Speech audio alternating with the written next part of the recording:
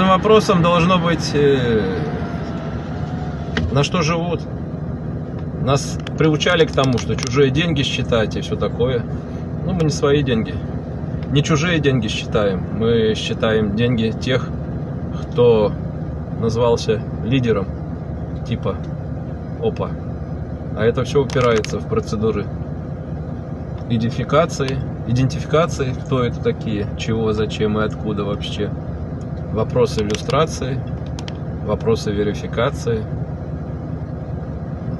Ну и сразу видно, с чего ты кормишься, сынок.